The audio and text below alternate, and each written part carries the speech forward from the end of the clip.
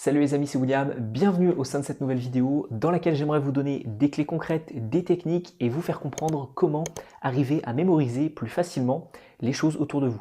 Que ce soit sur de la prise de parole en public, mémoriser un discours, mémoriser peut-être des cours que vous avez à faire, mémoriser peut-être le sujet de certaines vidéos et pour éviter justement d'avoir besoin d'un ordinateur juste à côté de vous pour pouvoir vraiment faire du contenu et ne pas avoir à regarder vos notes à chaque fois. Dans cette vidéo-ci, donc, j'aimerais vous donner des techniques de mémorisation avancées qui vont vous permettre de mémoriser plus facilement du texte et ensuite de l'avoir dans votre esprit pour pouvoir le retransmettre. Le premier conseil que j'ai à vous donner au sein de cette vidéo, c'est que la mémoire, comment ça fonctionne et comment fonctionne la mémoire. Alors la mémoire, c'est très simple, elle fonctionne par un phénomène de répétition. Je ne sais plus exactement les statistiques et les chiffres que j'avais vus de cette étude, je vous mettrai peut-être un graphique juste ici si j'arrive à le retrouver, mais concrètement, les choses que vous apprenez aujourd'hui, il me semble qu'il y en a 33% que vous allez retenir demain, donc que sur les 100% de choses que vous avez appris aujourd'hui, il n'y en a que 33% que vous allez retenir demain, et le surlendemain, il va n'y avoir plus que 10%. Et comment on fait tout simplement pour arriver à mémoriser certaines choses? Eh bien, c'est par un phénomène de répétition. Et je pense que vous êtes au courant si vous pratiquez d'un instrument de musique. Quand j'étais plus jeune, j'ai fait un petit peu de piano sur un synthétiseur, etc. J'avais également une petite guitare sur laquelle je grattais 2-3 accords. Eh bien, lorsque vous allez pratiquer, eh bien, vous allez réussir facilement à refaire certaines mélodies, à refaire certains accords, etc. Et il n'y a pas longtemps, je suis allé dans un Airbnb. Il y avait un piano, donc il y avait un super beau piano. Je me suis dit, je vais jouer dessus. Et quand je suis arrivé devant, je n'avais plus aucune connaissance des différentes mélodies que j'avais appris par cœur à l'époque. Et ça s'explique par quoi? Ça s'explique tout simplement parce que pendant un an à peu près, j'y ai pas pratiqué et donc pendant un an tout simplement, mon cerveau a fait le tri et a oublié ce qui n'était pas essentiel et ce qu'il n'en avait plus besoin de garder en mémoire. Alors après, il y a ce qu'on appelle la mémoire interne qui fait en sorte que derrière ça revient plus facilement et vous allez retrouver au final, par exemple au niveau du piano, les doigts vont reprendre facilement leur emplacement, au niveau d'une guitare c'est pareil, etc. Donc tout ça, ça reste quand même en mémoire, mais concrètement la mémoire fait le tri sur ce dont vous n'avez plus besoin et ça va faire en sorte que vous allez l'oublier. Alors pour faire en sorte de contrer et de parer un petit peu ce problème-là qui est totalement naturel, il va falloir faire en sorte de répéter les actions concrètes pour arriver tout simplement à mémoriser plus facilement. Mais il y a certaines personnes qui sont plus avantagées que d'autres et je le suis parce que j'ai tendance à oublier les choses qui sont extrêmement futiles. Donc au final, il y a plus de place au sein de mon cerveau pour des choses que j'ai vraiment envie d'apprendre. Il y a certaines personnes qui vont retenir des choses extrêmement futiles, mais ça peut être intéressant aussi, hein. C'est par exemple l'emplacement où ces personnes-là sont garées au sein d'un parking, le numéro de telle chose, le numéro du ticket à la boucherie, le numéro de ceci, cela, le montant des courses qu'elles ont effectuées il y a 2 semaines. Et toutes ces personnes-là qui vont se rappeler de petits détails, de petites choses, eh bien vont encombrer leur cerveau avec des connaissances qui sont assez futiles. On va pas se mentir, le prix que vous avez payé vos courses il y a 2 semaines, c'est pas extrêmement intéressant à retenir. Donc du coup, leur potentiel de mémorisation, leur potentiel pour retenir de nouvelles choses, eh bien, il est beaucoup plus limité que pour des personnes qui, comme moi, ne retiennent pas ce genre d'informations. Alors ça ne veut pas dire que c'est extrêmement bien d'être un petit peu comme moi, parce qu'il n'y a pas longtemps, je me suis garé à un endroit, j'ai complètement oublié où est-ce que j'étais garé, et donc du coup j'ai dû me balader dans toute la ville pour retrouver la place de parking que j'avais pris. Deuxième conseil que j'ai à vous donner dans cette vidéo-ci, c'est d'utiliser les moyens mémotechniques. C'est ce qu'on apprend quand on est vraiment très jeune, mais je pense que c'est ce qui est le plus essentiel et ce qui est le plus puissant pour réussir à retenir des choses qui sont parfois très complexes. Par exemple, si je vous dis de me citer les différentes conjonctions de coordination, concrètement, si vous ne connaissez pas la technique mais où est donc ornicar, vous n'allez pas tout simplement réussir à me les donner dans un autre ordre que celui-ci et me les donner aussi rapidement. Alors que si vous connaissez ce petit moyen mémotechnique, eh bien vous savez que les différentes conjonctions de coordination sont mais, ou, et, donc, or, ni, car. J'en ai un autre à vous donner, c'est tout simplement le mot orange. Pour les personnes qui ne sauraient pas où est l'ouest et où est l'est, vous écrivez le mot orange parce que on écrit de gauche à droite, pardon, et vous savez que du coup le O de orange représente l'ouest et le E de orange représente l'est. Et à ce moment-là, eh bien vous savez où est l'ouest et où est l'est sur une carte. C'est un moyen mémotechnique très simple, je n'ai jamais utilisé parce que j'ai toujours su où étaient l'ouest et l'est, mais je sais qu'il y a des personnes qui utilisent ce moyen mémotechnique là pour différencier le côté ouest du côté est. Alors ça peut également être légèrement différent, ça peut être également des petites phrases que vous pouvez utiliser. Par exemple, la phrase la plus connue c'est enveloppe ne prend qu'un seul L, parce qu'on peut mettre qu'une seule lettre dans une enveloppe. Alors c'est un petit peu débile parce que je suis sûr que dans une enveloppe, on peut mettre plus de 2 lettres, mais concrètement, retenez bien qu'au final, grâce à ce petit moyen mémotechnique et à cette petite façon de retenir les choses, vous saurez que dans enveloppe, il y a un seul L. C'est également le cas pour hirondelle. Hirondelle prend 2 ailes parce qu'une hirondelle, ça s'envole avec 2 ailes et ça ne pourrait pas s'envoler avec une seule aile. Donc avec des moyens comme ça un petit peu mémotechniques, avec des petites phrases, soit vous prenez les premières lettres des différents mots et vous en faites un nouveau mot, soit si ça veut strictement rien dire, pour retenir d'autres choses, faites en sorte de créer des petites phrases mémotechniques. Ensuite, troisième conseil de cette vidéo pour vous aider à mieux mémoriser les choses, c'est de connaître votre type de mémorisation. Je pense que vous êtes conscient qu'il existe 3 types de mémorisation. Le premier qui est auditif, vous allez écouter les choses et vous allez les retenir plus facilement.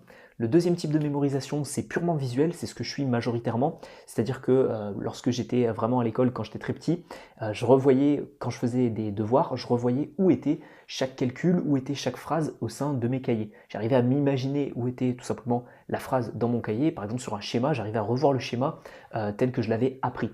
Et une fois que vous savez quel type de mémoire vous allez pouvoir l'utiliser.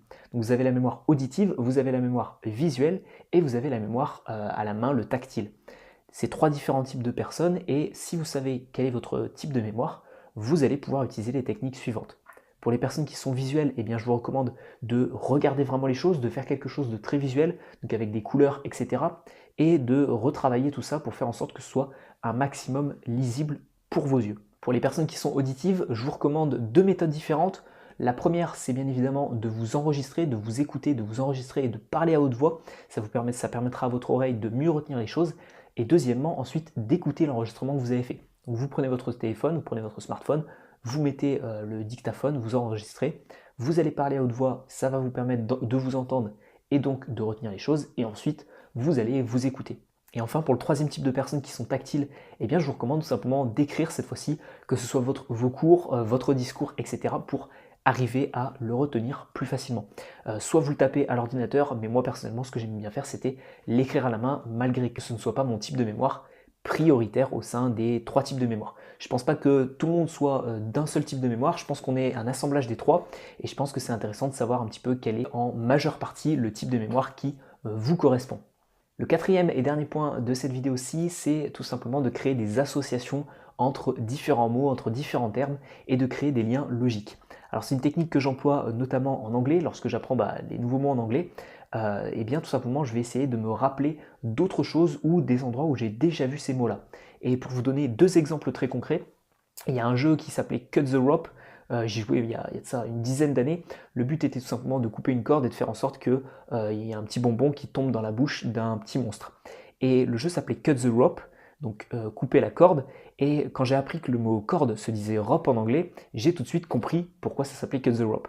Et à la base, j'avais pas compris ça parce que j'étais plus jeune, j'étais insouciant à cette époque-là, et concrètement, je savais pas que ça se disait comme ça. Et dès que j'ai appris ça, j'ai fait le lien entre les deux, et aujourd'hui, lorsque l'on me dit le mot rope, je pense tout de suite à corde et je pense tout de suite aux jeux auxquels je pouvais jouer quand j'étais plus jeune.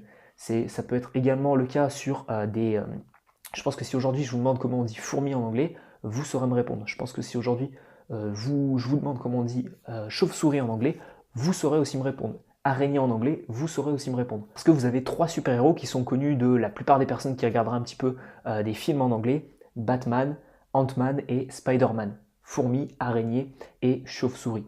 Et donc au final, vous allez pouvoir faire des associations entre ces mots-là en anglais qui sont tirés de films et les vraies créatures qui sont l'araignée, la chauve-souris et la fourmi. Donc au final, le 4e point, c'est vraiment de faire des associations entre des mots que vous pouvez connaître et peut-être des films, peut-être des jeux vidéo qui auraient des noms en anglais. Si je vous demande par exemple comment on dit un anneau, peut-être que vous penserez au Seigneur des Anneaux, The Lord of the Ring, Lord pour Seigneur et Anneau pour Ring. Et donc au final, c'est des associations que vous pouvez faire si vous avez de la culture sur des jeux vidéo, sur des différents films que vous avez pu voir, etc. Vous allez pouvoir faire des liens logiques entre tout ça.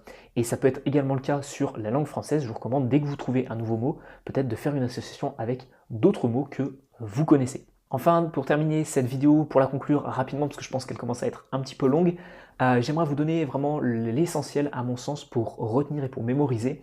Je ne suis pas quelqu'un qui va mémoriser par cœur les choses, j'aime pas trop ça, même si les techniques que je vous ai données vont vous permettre de bien mémoriser les choses. À mon sens, le meilleur moyen de mémoriser les choses, c'est de faire en sorte que ce soit logique et clair dans votre esprit. Si les choses ne sont pas claires, vous pourrez utiliser n'importe quelle technique, vous pourrez répéter sans cesse votre texte, etc. Si les choses ne sont pas claires dans votre esprit, si vous ne comprenez pas ce que vous répétez, il y a de grandes chances pour que vous oubliez. Vous prenez par exemple des formules mathématiques que vous et moi ne comprenons pas, vous essayez de les mémoriser en répétant pendant plus d'une semaine. Je peux vous garantir que le 8e jour, vous n'allez pas réussir à les mémoriser parce que ça n'a aucun sens pour vous. Et donc à mon sens, la meilleure technique et le petit bonus que j'ai à vous offrir dans cette vidéo-ci, c'est de faire en sorte que les choses soient logiques, de créer des liens logiques, de simplifier au maximum, et vous verrez que soit votre prise de parole, soit votre discours, soit votre cours, soit quoi que ce soit d'autre sera beaucoup plus simple et facile à mémoriser.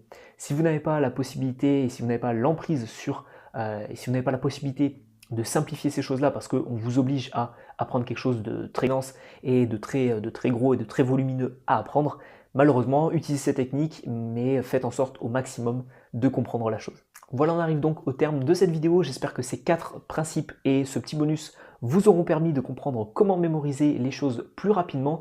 Vous retrouverez en description de cette vidéo ma formation prise de parole en public, gratuite et offerte de plus d'1 heure de formation. 5 vidéos offertes qui vous expliqueront comment devenir un meilleur orateur à l'oral, et on se retrouve pour une prochaine vidéo.